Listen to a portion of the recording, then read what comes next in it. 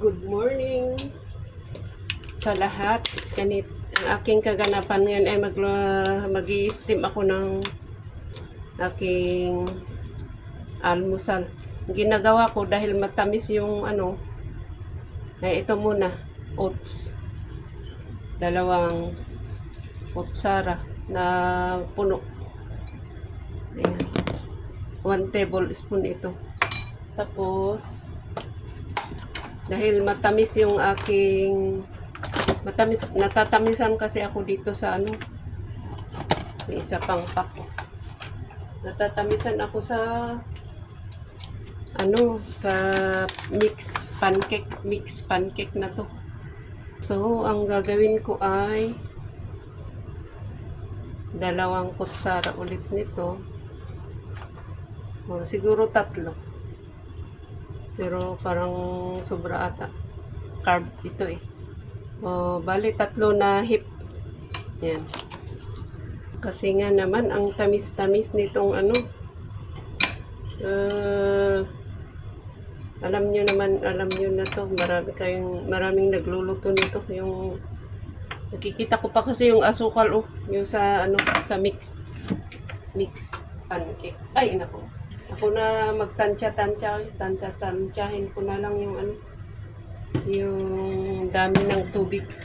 Separate ko na lang yung meron akong saging, ayaw kong ihalo dito. So kung kainin solo pati yung itlog. So nag-boil ako ng egg, 1 itlog.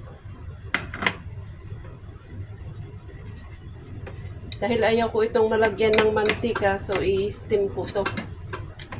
At saka para sure ako na maluto. Yan. So, ayan, ilagay natin dito sa steam. Ito ko nag-i-steam. Itong wala silang steamer. Wala kang steamer. So, ayan. 10 minutes siguro. Ito, siguro 2 beses ko pa kainin to, ay iluto. Masyadong matamis. Ayan, naluto na yung ating almusal. Ayan. Ganyan ang ganito ang kinalalabasan. So, ilipat ko dito sa kasi para mas madaling madaling lumamig. Ayaw ko mainit. Pag ayaw natin ang mamantika na almusal, edi steam. Oh. Ay, naku. Nabaliktad. Okay lang. Pero sa balik, okay lang nabaliktad. Basta walang mantika. Okay na yun. So, ganyan siya. Ganyan lang kainin. Tapos, dahil kinontrol ko ang dami nito, hindi naman siya as in madami. Kung hindi ako busog dito, kain ako ng saktong hinog na saging. Huwag yung hinog na hinog kasi matamis. So, ito sakto lang. So, ayan. Tikman nga natin kung gaano katamis pa rin. Okay lang. Nabalanse siya sa dahil hinaluan ko ng oats. Ang madalian lang kasi itong almusal yung yung pancake mix na yon. Kahit hindi ka na maghalo-halo, lagyan lang ng tubig.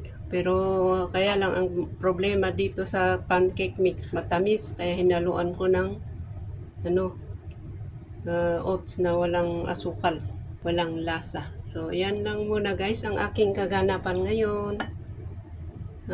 Simple lang po ako. Lahat ng aking mga pagkain dito, pagkain ko lang. At sa simple. Minsan, iaano ko rin yung mga pagkain ng mga amo. Pero, bihira kasi wala akong time mag-video. Ayan. So, thank you so much. Testing muna natin. Kalahati munang saging ang ang ating kakainin dito. Para pag hindi tayo busog, edi saka na yung kalahati. Pero pag busog, edi mamayang after lunch to. Thank you. Ayaw ko kasi yung ano, yung ihalo dito na iluto, yung ito, itlog at saka ano. Basta ayaw kong maluto yung itong klase ng saging. Iba yung saging na niluluto na gusto ko. Yung saging matamis pa rin ah. Kaya ito, tama lang itong kalahati. Dahil ito, may tamis. So, okay, tama na itong ano, siguro pag kung susumahin o kwentahin yung tamis nila, siguro sobra pa pero okay lang. Basta wag palaging ganito ang kakainin na puro may tamis-tamis. Sabi nga nila pag sobrang tamis sa ating katawan, hindi maganda. So, i-control natin. Balance lang. Thank you. Naku, kanina pa ako thank you. Maraming salamat.